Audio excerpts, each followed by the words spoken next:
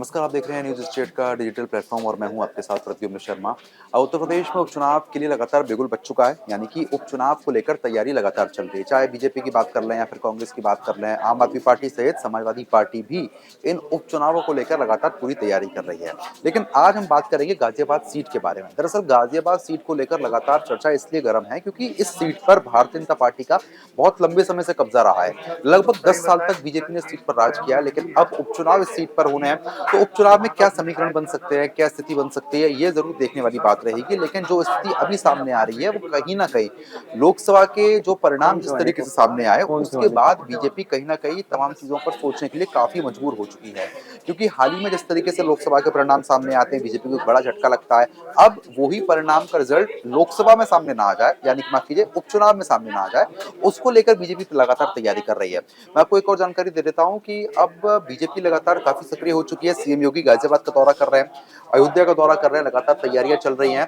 और इस बार बीजेपी ने 30 मंत्रियों को तैयार किया है। आपको बता दें कि 30 मंत्रियों को तैयार किया है और एक सीट पर 3 मंत्री की जिम्मेदारी दी गई है। वो सारी रिपोर्ट लेंगे, सीएम तक सौंपेंगे, उसके बाद रूपरेखा बनाई जाएगी। हमारे सहयोगी भी हमारे साथ जुड़ चुके हैं। जिस तरीके से लगातार ये देखने को मिल रहा है कि अब चुनाव नजदीक है, यानी कि उपचुनाव बेहद नजदीक आ चुके हैं। अब गाजियाबाद सीट की हम बात कर लेते हैं। गाजियाबाद सीट पर लगातार बीजेपी काफी सक्रिय होती हुई नजर आ रही है। कोशिश यही है कि उपचुनाव लगातार जीता जा सके और जिस तरीके से लोकसभा में परिणाम जो सामने आते हैं जहां पर झटका लगा था, वो झटका इन उपचुनाव में ना लगे।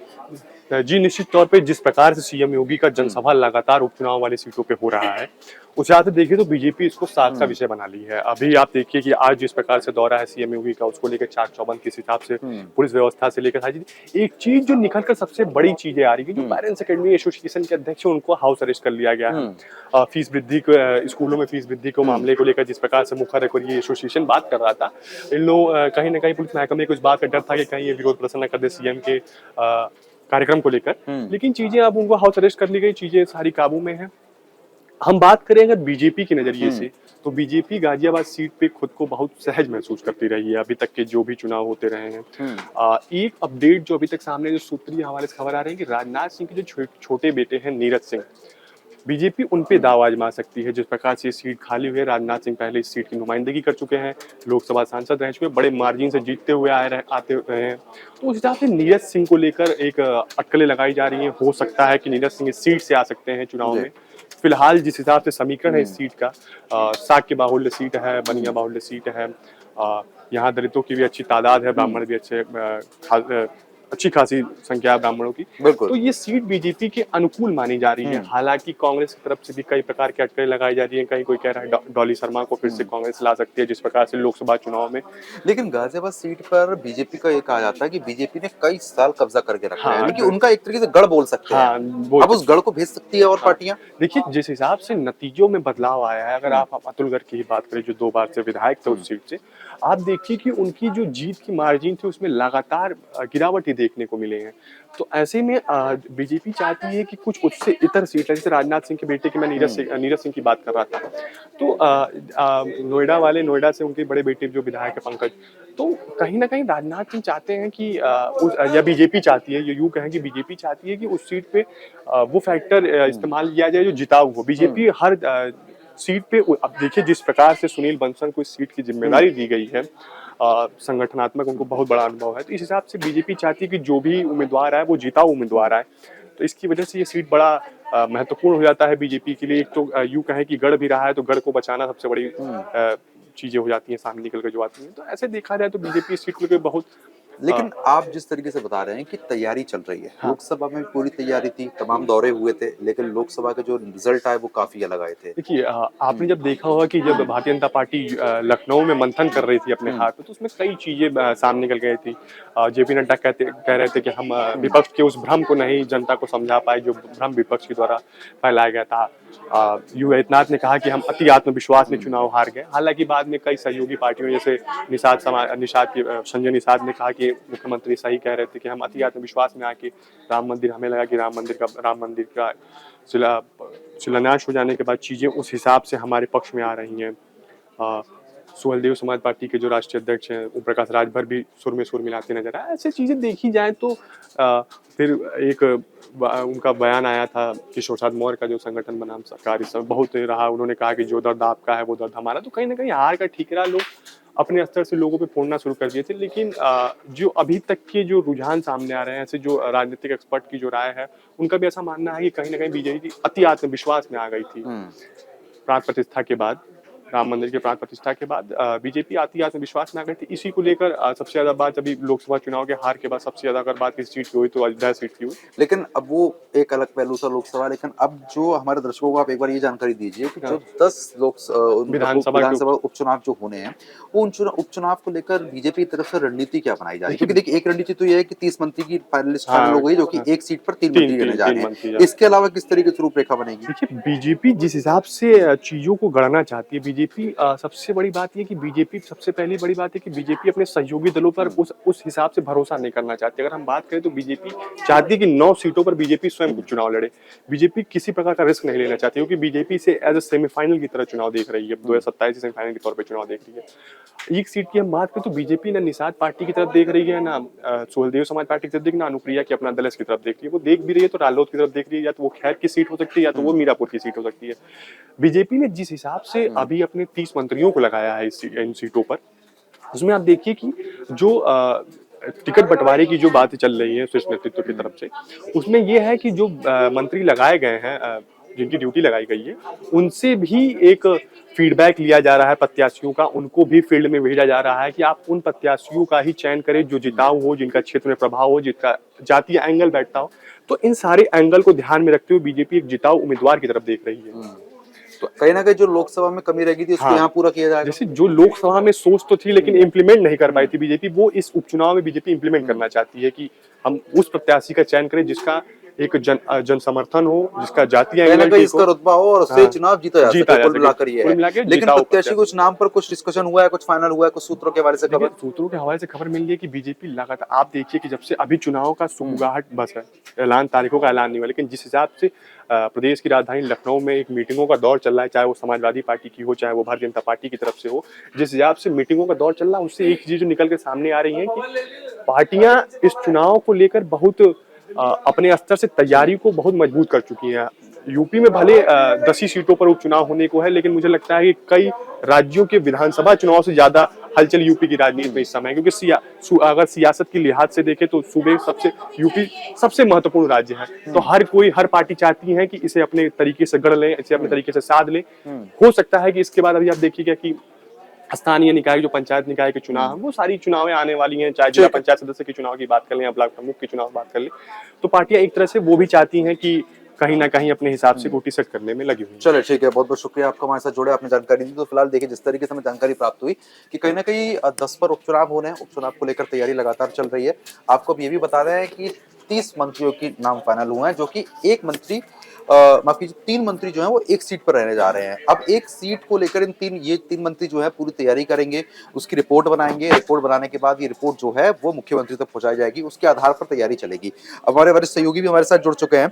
सर, जिस तरीके से अब गाजियाबाद सीट को लेकर हम चर्चा कर रहे हैं, गाजियाबाद सीट पर क्या समीकरण बन सकते हैं आपके हिसाब से? क्योंकि जो लोकसभा में नतीजा आया, बीजेपी को बड़ा झटका लगा। अब उपचुनाव को लेकर बीजेपी पूरी तैयारी कर रही है, किस तरीके से समीकरण बनते हुए नजर आए? देखिए, गाजियाबाद जो लोकसभा क्षेत्र है, इसमें 5 विधानसभा जी आता है और पांचों विधानसभा पे 2017 के चुनाव में और 2022 के चुनाव में बीजेपी का कब्जा रहा। काफी लंबे समय से हाँ, बीजेपी कब्जा रहा है। और इस सीट पे आपको 2 बार कैप्टन अपने ये रह चुके हैं सांसद, पूर्व बीके सिंह जनरल, और अभी ये हैं।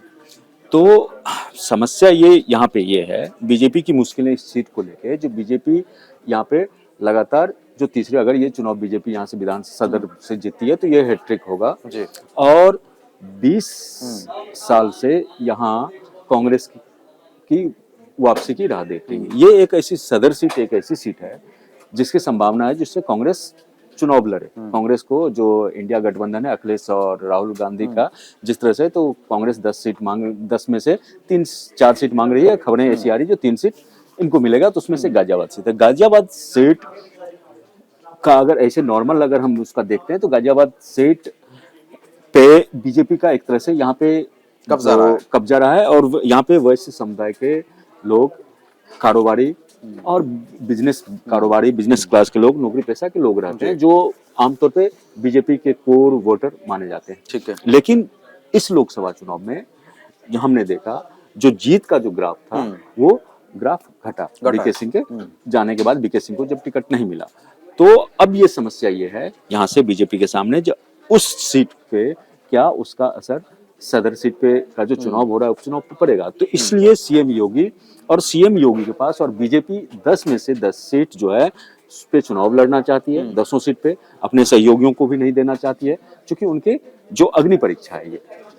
तो इस 10 में से 10 सीट बीजेपी अपने लड़ना चाहती है। उसमें से एक जो सदर सीट है, सदर सीट से बीजेपी के लिए एक और मुश्किल ये हो गई है, जो यहाँ से जेडीयू ने अपना दावा ठोक दिया है। जेडीयू का कहना है जो हम आपके इंडिया गठबंधन के सहयोगी हैं, हमें भी यूपी में जो चुनाव हो रहे हैं सीट चाहिए। तो उसमें से वो 2 सीट का डिमांड कर रहे हैं, और 1 सीट पे तो उन्होंने अपने प्रत्याशी का भी ऐलान कर दिया है। तो ऐसे में बीजेपी के सामने ये है, अगर जेडीयू ने इस सीट के लिए अपना अगर दावा ठोक दिया है, तो जैसे जेडीयू के अध्यक्ष हैं अनूप सिंह पटेल ने इस सीट के लिए, गाजियाबाद सदर सीट के लिए संजय बिंद का नाम का ऐलान कर दिया है। ठीक है।